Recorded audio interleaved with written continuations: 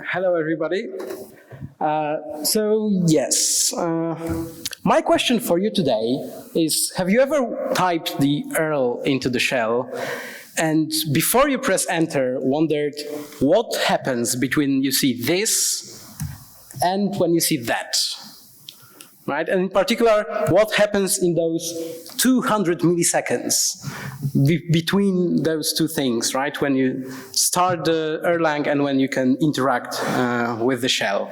And so if you did wonder, I will answer that question today. If you haven't been wondering, I will answer it anyway.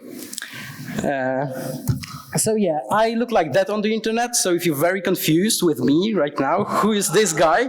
That's me. And yes, I enjoy low-level stuff, and I'm weird that way. When I started preparing for this talk, and because I proposed the idea without really knowing what will I discover there, I expected to see a main function, right? That's how programs work in general. But I couldn't be more wrong. And because there's this other way programs can work, and this is shell scripts. And it turns out that the Erl command is a shell script. It set up a couple environment variables and then calls into an actual C program, which is called LegsAK. And so we start with LegsAK that does some CLI parsing to set up the VM. And in particular, it merges some environment variables that allow you to pass additional flags, and then it also expands the special args file flag into the flags as if they were passed in line. It does some validation, consumes a couple options, translates some of them, and basically sets up to call the actual executable of the VM, which is the beam SMP. So there are like not one executable, but we've already seen 3 of them. And in particular, I find a couple interesting things with LegsAK. So it allows you to pass a custom malloc library, but it only supports libc and errors if you pass anything else. It also allows you to configure the SMP, so like symmetric multiprocessing. So if you want to start your VM multi-threaded or not, but if you try to start it not multi-threaded, starting from OTP 21, it will tell you that you cannot, because the not multi-threaded VM was removed. There's also like an instr flag, which is documented in many places, but when you try to pass it, it expands to like plus MIM, and then it fails with bad MI parameter. Not sure why that happens. And the last thing it does before calling the actual beam SMP, it gathers the CPU information from the system, topology, memory, where everything is, and then just discards it. And as far as I'm aware, I didn't find any place where this is used in this file. At the end of all of those shenanigans, it calls another program, which is called beamSMP, which is the actual Erlang VM, and we have the actual main function, which is pretty short. But all of the interesting things happen in the ErlStart function. And one thing I have to tell you is that one does not simply parse CLI arguments. You've already seen we've parsed them once, and that's just the beginning. Because in Erlinit, we enter the second round of parsing parameters, and especially in the early init process, it once again reads the CPU topology and this time uses it. It configures time monitoring, thread progress services, allocators, pulses, starts schedulers, starts all the VM services other than processes. If you're confused about some of those elements I'm mentioning here, the time monitoring is that the beam has its own view of what time it is. And particular reason for that is that you generally don't want time to go backwards, especially when you have distributed programs. And one issue is that the time you get from the operating system will often go backwards. So that's why there's this another layer between the two. And thread progress is this very clever idea, I think, about how to coordinate things between multiple threads without locks and with minimal atomic operations. And this is probably a great topic for yet another talk, so maybe next year. But yeah, after all of that is parsing, then we enter a third round of parsing arguments and doing stuff. But this time, we do the main of the work, right? There's like a lot of arguments that you can pass, a lot of different flags, and they are documented partially in two places, this Erl command itself and then the allocators. And they are completely incomprehensible if you don't know what they mean. And it sets the size for the stack of threads that are actually going to execute the processes. And the stack for regular schedulers is 1 megabyte, which is pretty big, but there's a helpful comment in the source code saying that it has to be this big because it will execute regular expressions that sometimes get very recursive and need a lot of stack. Then there are various data structures set up from the VM for different things, like links, monitors, the process table, the port table, tracing. There are BIFs, and some modules are preloaded, and we'll explore preloading in a second. And then the first process ever is started, which is called Erl first process OTP. And then some additional system processes are started that handle things you'd normally think about that the VM is supposed to do them, but they are actually implemented as regular processes in Erlang that you send messages to do the VM level things. And then ultimately it starts the schedulers and just suspends the main thread, which is no longer used for anything. I'm going to skip this one. And so with the preloaded modules, what does it mean, right? So there's several like core modules that you need for the VM that you need to start the first process that you cannot load normally, because loading of modules is implemented in Erlang, right? But if you don't have modules that you need to load modules, like how do you load them?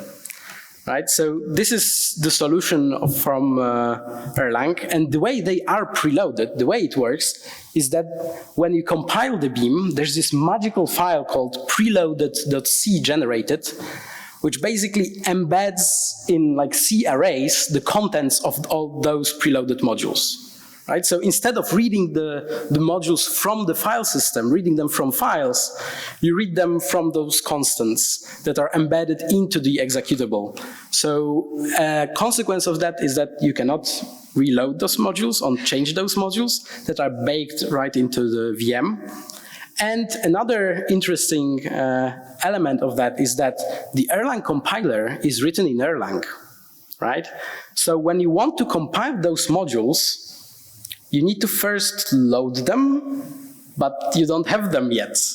So the solution for that is that those modules are actually compiled and are checked into the Git repo, the compiled modules, and that is used when you first boot the system, right? As like a sort of backup generated on the previous version.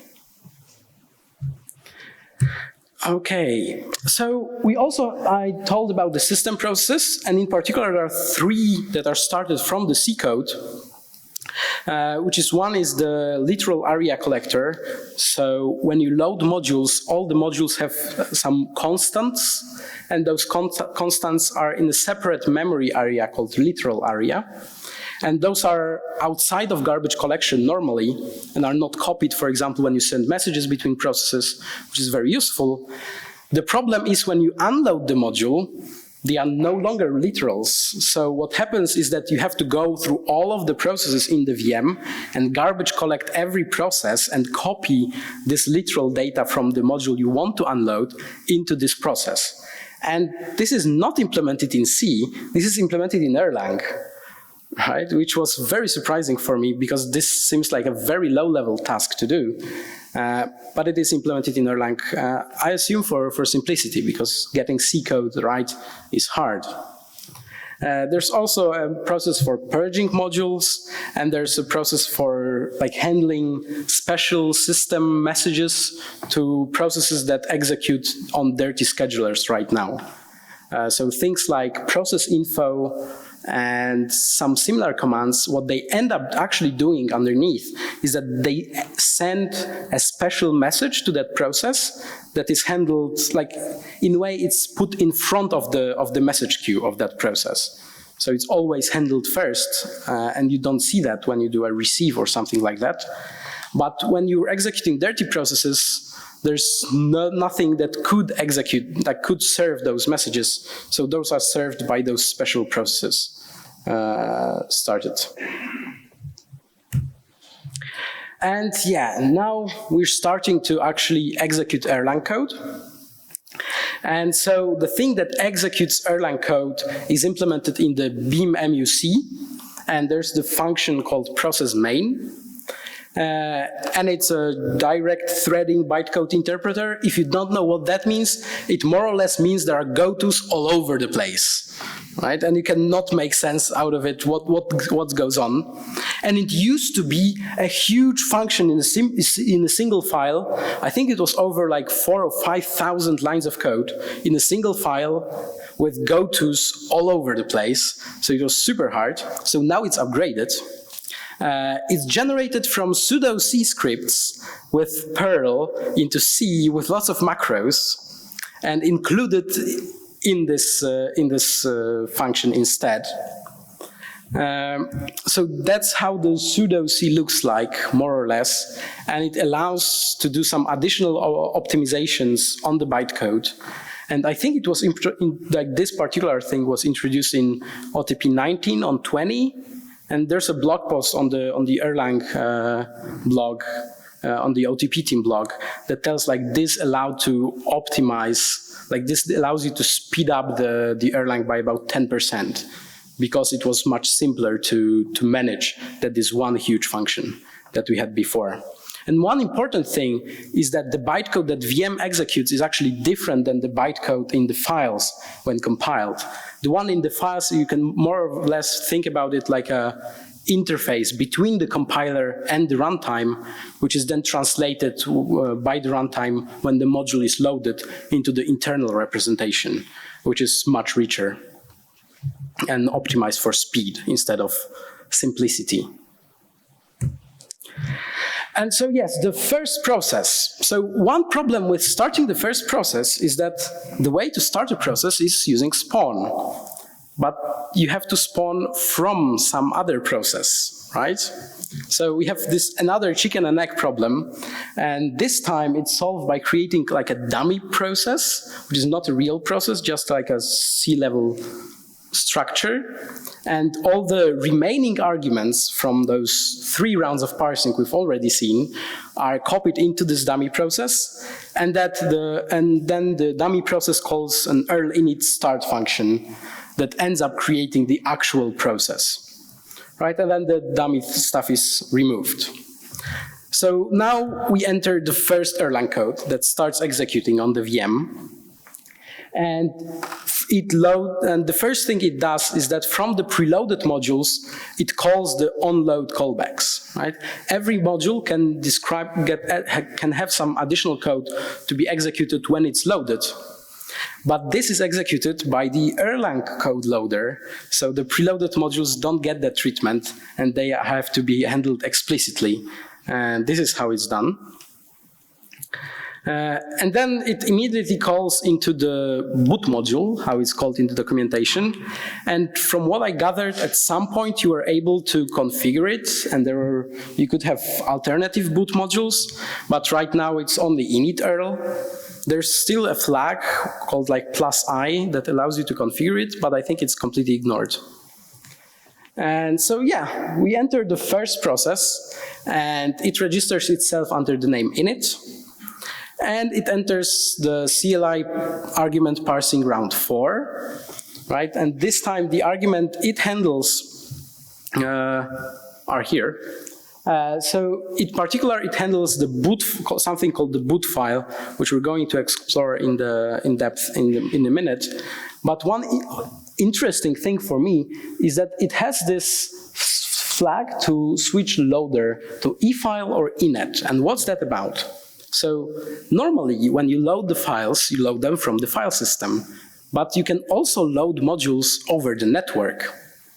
And the place where this is used is in particular in the slave module, which allows you to start additional VMs, which is very useful during tests, for example, when you want to test that something that across VMs works correctly. And so, but you want the started VM, the additional VM, to have exactly the same code as the parent one. So what you end up doing is that you load all the modules through the parent using networking. And remember, at this point, we don't have Erlang distribution started yet. So it doesn't use Erlang distribution. It uses a custom protocol on top of both UDP and TCP. So why not both, right? But init does some additional things. In particular, it starts a process to handle onload callbacks for modules that will be called during initialization. And it starts a process called rprimloader that actually loads the modules that will be required in the initialization, and then starts like a coordinator process. And this coordinator process evals the boot script. And now we're going to see what the boot script is about. The boot script basically tells how to start a release, right? And this can be confusing, like how do you start a release? Like we haven't talked about releases yet, right? Why a release? So the normal Erlang installation is actually a release, right? The way it's structured, the directory structure, and all of the modules and applications that are built into OTP, it is a release. And the build script instructs how to start this release. So you can also generate some alternative boot scripts, which is leveraged by tools like Distillery or Relax to start custom releases, right? With only the modules and only the code that you want to. And so this is more or less how it looks like. I cut out some things, but the important thing is that like the boot script explicitly lists all the modules to be loaded and all the applications to be started in correct order. And here we hit another interesting element, is that we have two applications that are required by the VM, which is Kernel and Esther, so the standard library, and they depend one on another. So to start kernel, you need standard library started, but to start standard library, you need kernel started.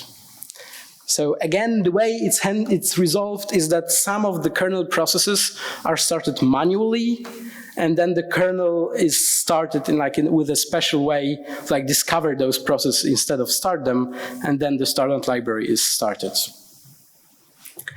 And the main tasks done in the boot scripts by either the built-in boot scripts or custom boot scripts are two functions, which is application load and application start. Those functions are also the one you can call from Erlang normally to start additional applications, or after the VM is booted, the release is booted.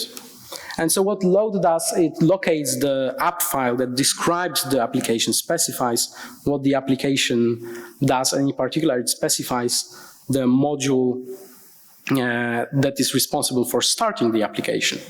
Right? But it doesn't actually start anything or load any modules. It basically doesn't do anything other than like find the app file and set up the application environment for that application. Then we have the start function that actually starts the supervision tree of the application. And this is done with the module application master start link. This is like a parent of the application. But the interesting thing is that this function spawns a process that spawns another process that only then calls your application that starts the supervisor. So you have this chain of 3 processes. Right? Why that is, right? So if you ever opened Observer and wondered why are there 2 dangling processes in front of it, this is why. So the first one is the application master that's responsible for handling the application, then if the VM shuts down, for shutting down the application. And the middle one is this weird stuff to resolve one particular issue, which is that the way I/O is handled in the VM is that when you do, I don't know, I/O put-as or something like that, it actually sends a message to a special process called group leader. And every process has an attached group leader, right? And this group leader has to handle this message by printing it or sending it upstream to some parent group leader, I don't know, like group leader. But the thing is that those messages, this communication is synchronous, right? So if it's synchronous and the application master is the group leader, you send it a message, but it's also the same process that's starting the application, right? So it cannot respond to this request. So you enter into a deadlock, trying to print anything when from the start callbacks of the applications. So that's why you have this weird additional process in there to resolve this. And yeah, and basically at this point we start all the application, call the start callbacks, and everything starts up, right? And we have the VM running. The interesting thing is like what happens with Elixir itself, right? So right now we've only talked about Erlang. And so Elixir adds a couple layers below and above Erlang. So, and the way we can explore this is that there's a special flag called emu-args that prints all the flags when the VM is booted. I don't want you to read all of that. The important stuff is at the end, which is that it asks the VM to boot without a shell and call this Elixir start CLI function, right? So why the Elixir start CLI, right? So normally this would be handled by the boot script of a release, right? It would start the Elixir application that would do all of that. But the thing is that we want the Elixir to work against many Erlang versions, right? And a release, the boot script specifies like what modules to load, like what applications to start. It's very specific to this particular release, right? So we cannot create like an Elixir boot script for different Erlang releases, right? You would need to have like one boot script for every release, every Erlang version out there. So it's not very practical. And so Elixir basically bypasses this whole mechanism and implements its own way of loading this. And this start CLI function, it basically starts the Elixir application and then calls the kernel CLI module. And this kernel CLI module does the argument parsing route number 5, right? If there wasn't already enough. And it's very similar with IEX. So IEX is also a shell script, and that this time it starts with a slightly different arguments. In particular, it passes a user flag. And so a user is the process responsible for the shell. With normal OTP release, it's also called the user module that handles that, but Elixir overrides it to its own custom module that starts the Elixir shell instead of the Erlang shell. So yeah, and if you're calling into mix, mix is actually an Elixir script that basically all it does is just starts the mix application and then enters mix CLI main. So this means that the mix CLI main function is the argument parsing route number 6, right? And then if you run any mix tasks on top of that, like usually mix task will parse arguments as the first thing they do, right? So this argument parsing number 7, right? If that wasn't already enough. So this is basically, right, when you, through all of those processes, right, from the start of the VM, we structure the like layers on top of layers on top of layers to get into Elixir and to start everything. So I have bonus content that I prepared. So this is.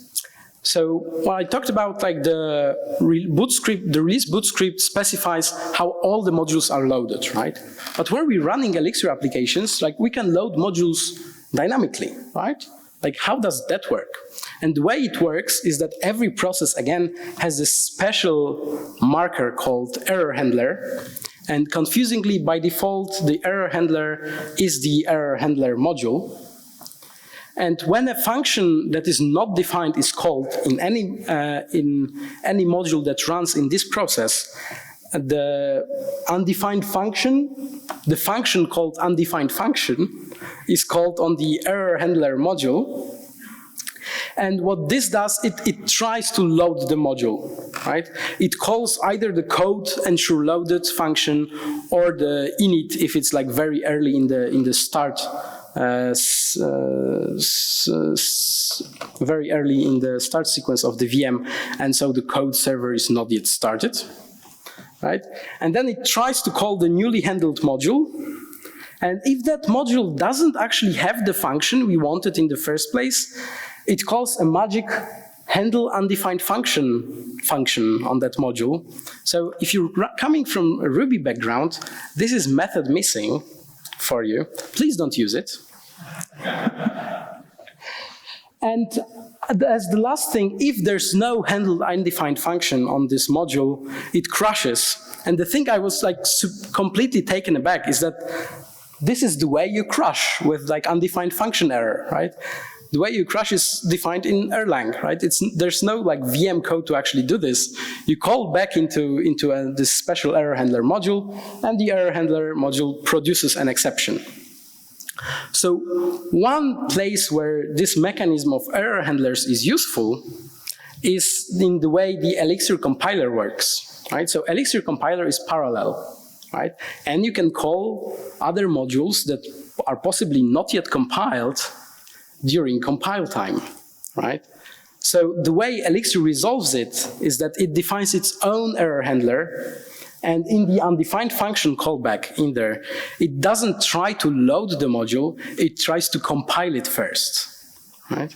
So this is the way you can resolve this, and then it tries to compile it and waits until it's compiled for some time, right? Because what if you try to call back and forth, right? You enter into the deadlock.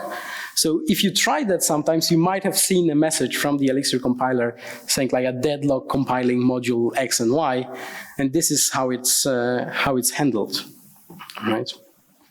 And yeah, I think that's everything I have for you. So the summary of the talk is that like the Erlang VM, a lot of the services of VM itself are implemented in Erlang as regular processes. There's a lot of stuff and a lot of craft and layers upon layers accumulated over the ages. And I think some of them could be removed. So for example, gathering of those like CPU topology just to discard it. Or maybe try to send a pull request. Maybe nothing will break, we'll see. And then Elixir adds some other layers on top of everything we already have in Erlang. And as like an extra thing, when preparing this talk, I discovered this extra Igor module in one of Erlang, like standard library. And what it does, it allows you to rename modules. Right? It's like every time I dive into Erlang standard library, there's something new to discover, right? Even after all this time. So yeah, so that was my talk, and I'm happy to take questions from you. Thank you.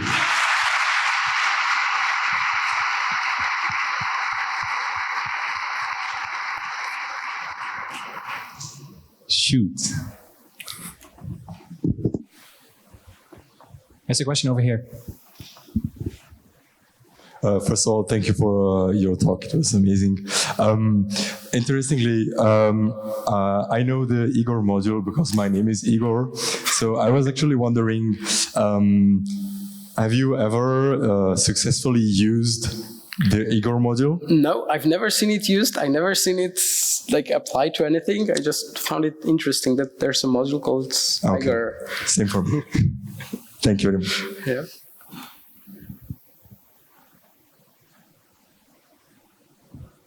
Over here. Hey, when you showed one of the boot scripts, there was the one for the IX with the user flag. Yeah. Is that user flag the same thing as the group leader? I think that when you do the IO, the standard in and standard out go to an I/O device Yes. called user. Is that the same thing, or am I just More or crazy? less, yes. So there's also like the way the I/O is handled, there's the group leader, but most often the group leader is not actually the thing that handles the I/O, because it's another process that has that has a group leader of its own. So it just forwards the request upstream, and the place where it ends up is like it's a process called user, which starts a port driver that handles the interaction with the actual terminal. So yes, there is like a process called user and a module called user, and it's all related and also very involved. And the primary reason it's so complex and so involved is that, for example, to support remote shells and things like that, and also you can start multiple shells inside one Erlang VM.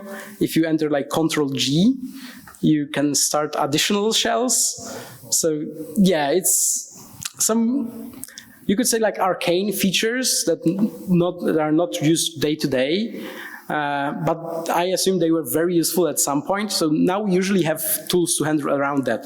You could SSH to the machine or do something else. But if you don't want to go outside of the Erlang world, you can also do that, right, natively. Awesome, thank you. Somebody else?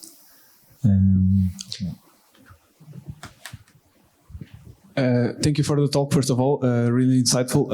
I was wondering, you were saying that you are thinking about submitting a pull request to remove some of the cruft. Like, I was thinking, could you share your like approach on how will you first test it all, and like what's your approach on So the Erlang standard library has like an extensive test suite that runs for hours and hours on end.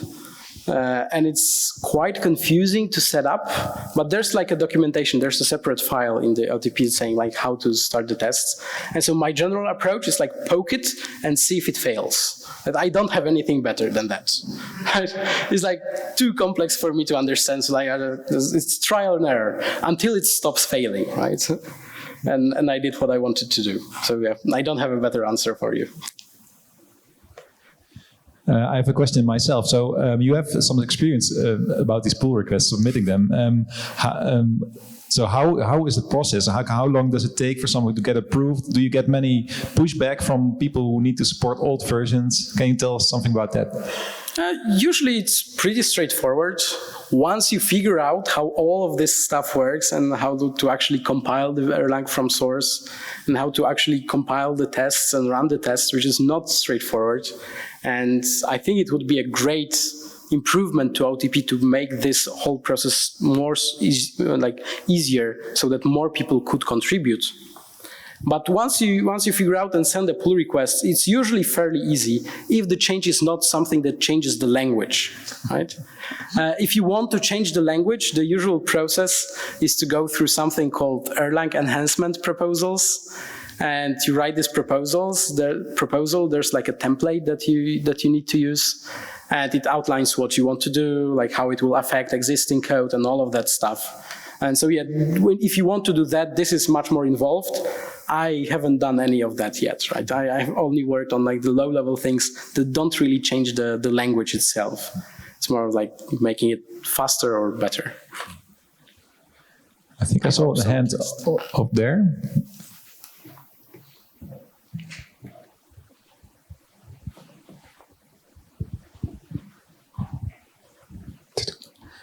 So sometimes I would like to shave some time off the boot process.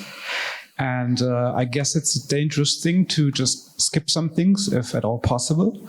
So that's basically one question. And the immediate next question is, how do I measure what part of the boot process is taking a lot of time?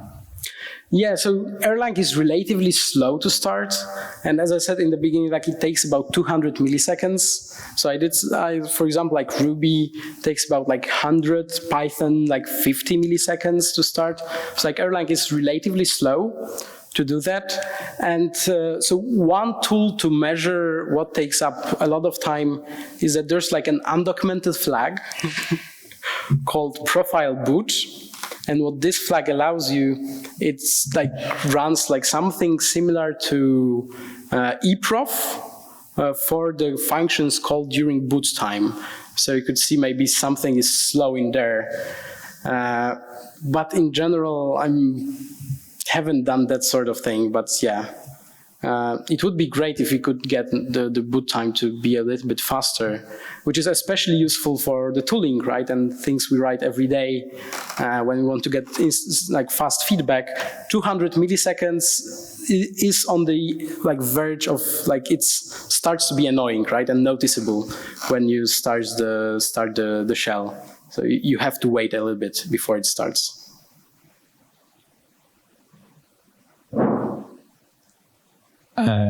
No, I have actually one more question, if that's okay. There is actually another way to start the VM, which is through an e-script. How different is that from what you showed? Yeah, so like the e-script is the Erl Erl is a script. There are additional executables compiled. I haven't explored them in depth, but one of them is e-script. Another one is ErlC, so the compiler, and those are actually like C executables that I assume have similar purpose as the LegsAK executable. So they set up some arguments and then start the VM in a particular way. But yeah, you wanted to start like the I/O from e-script, right? I think that was the main issue. So I think the people from Rebar 3 figured something out, but yeah, it's not particularly easy. So I don't know really. All right, I'll have to figure it out myself, I guess. It's fun. Yeah. If you're masochist like me. Okay, well, thank you very much for your talk. And to give him one more round of applause, please, Michał Muskała. Thank you.